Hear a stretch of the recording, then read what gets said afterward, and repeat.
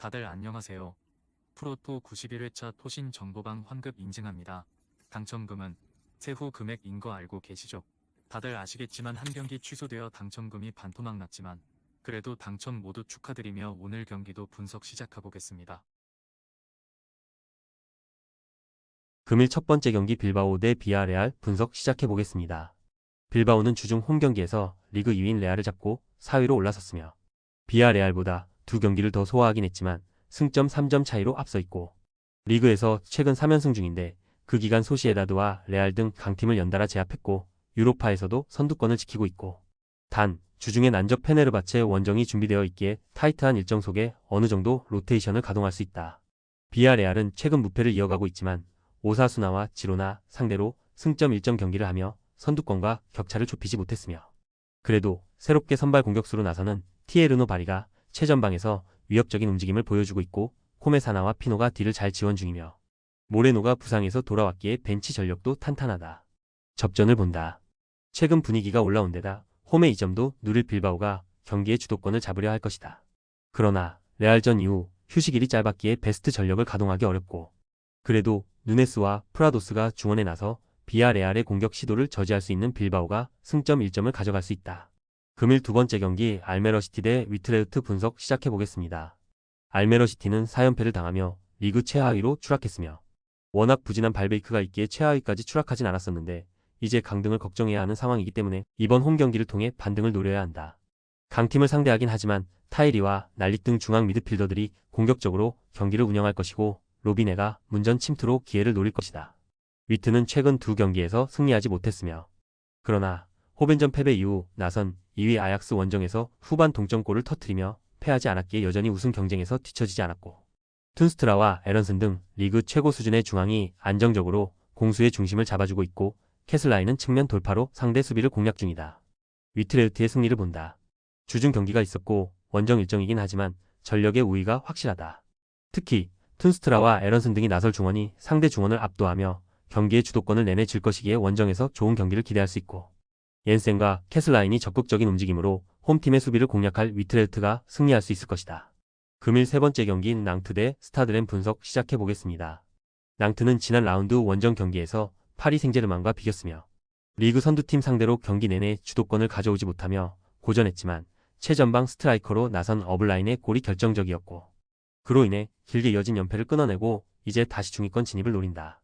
홈이기에 소극적인 운영보다는 어블라인과 모제스 시몬이 공격에 기여를 올릴 것이다. 레는 생테티엔을 완파하며 분위기 반등의 신호탄을 쏘아 올렸으며 툴루즈와 오세르 등 이겨야 했던 상대들에게 연패하며 분위기가 크게 추락했었는데 시즌 최다인 5골을 터뜨리며 상대를 완파했고 파리 생제르맹 출신 스트라이커인 칼리무엔도가 시즌 첫 해트트릭을 기록했고 블라스와 구이리 등 공격진에 나선 선수들도 모두 골맛을 봤다. 렌의 승리를 본다. 원정이긴 하지만 생테티엔전 승리로 확실하게 분위기를 끌어올렸고 마투시와의 중원 파트너로 나선 조던 제임스의 존재감도 확실했다. 공격적으로 나서 수비 숫자가 적을 홈팀 상대로 블라스와 그랜베크가 역습을 주도할 수 있고 칼리무엔도가 확실하게 마무리할 렌이 승리하고 연승에 성공할 것이다. 금일 네 번째 경기 스트라스부르 대 랭스 분석 시작해보겠습니다. 스트라스부르는 4연패를 당하며 중하위권으로 추락했으며 그 기간 모나코와 브레스트 등 챔스권 팀들을 만나기도 했지만 생테티엔전 패배가 컸기 때문에 이번 홈 경기에는 연패를 끊어내며 분위기 전환이 절실하며 나나시와 세쿠 마라 등이 경기 내내 공격적인 운영으로 골을 노릴 것이고 중원에 나설 안드레이 산투스가 중원의 라인을 크게 올릴 것이다. 랭스는 르하브르전 승리 이후 이 경기에서 승점 1점에 그쳤으며 리옹 상대로는 디아키테의 골이 나오며 승점을 따냈지만 홈에서 랑스에 패한 것이 컸고 그래도 최전방 스트라이커인 디아키테를 비롯해 이토주냐와 나카무라 등 언제든 해결할 수 있는 선수들이 있고 무네시와 코네가 공격 작업을 이끌 수 있다. 접전을 본다. 홈에서 나설 스트라스부르가 연패 탈출을 위해 경기 내내 집중력 있게 임할 것이다. 그러나 레마레차리 팀의 기대에 부응하지 못하는 스트라이커 포지션이 아쉽고 무네시의 수비 보호 아래 키프레와 푸타 등이 수비 라인을 지켜낼 랭스가 쉽게 무너지지 않을 것이며 단 원정팀 역시 나나시의 침투에 대비한 수비적 대처가 필요하기에 승점 3점을 가져가긴 어렵다. 금일 다섯 번째 경기 토트넘 대 첼시 분석 시작해보겠습니다. 토트넘은 맨시티를 원정에서 대파하며 분위기를 끌어올리는 듯 했지만 풀럼과 보머스 등 이겨야 하는 상대를 만나 승점 1점 추가에 그쳤으며 그 기간 한 골에 그치는 등 공격 상황에서 마무리가 좋지 않았고 크리스티안 로메로와 판더 벤 비카리오 등 수비의 주축 선수들이 모두 빠졌기에 중앙 수비도 불안했고 상위권과 격차가 벌어진 상황이다. 첼시는 연승에 이어가며 리그 2위를 지키고 선두인 리버풀을 맹추격 중이다. 런던 라이벌인 맨유와 비긴 이후 빌라와 레스터 등을 연파했으며 리버풀과 맨시티 등 라이벌 팀에 비해서도 공격진의 스쿼드는 더 낮다는 평인데 그런 점을 확실하게 활용하고 있고 이 경기에는 잭슨과 네투, 라비아와 코를 등 4셈 원정의 휴식한 주축 선수들이 풀타임을 소화할 것이다. 첼시의 승리를 본다. 토트넘의 홈이지만 손흥민의 부진과 더불어 수비진의 전력 누수로 첼시 상대로 어려운 경기가 예상된다. 페르난데스와 카이세도 등 리그 최고의 중원을 가동해 토트넘의 중원을 압박할 수 있고 리그 17골을 합작 중인 잭슨과 콜 팔머가 상대 수비의 허점을 놓치지 않을 첼시가 승리할 것이다. 금일 6번째 경기 호펜하임 대 프라이부르크 분석 시작해보겠습니다. 호펜하임은 지난 라운드에서 이재성을 막지 못하며 마인츠에 패했으며 크라마리치와 흘로잭, 라르센 등을 공격의 천병으로 기용하며 공격적인 운영을 했는데 라이프치히 전 승리의 기세를 이어가지 못했고 그래도 홈에서는 이번 시즌 어느 정도 승점 획득을 잘하고 있으며 주중에 볼프스 상대로 나선 포칼컵 16강에서 로테이션을 돌렸기에 이 경기에는 전력을 다할 수 있다.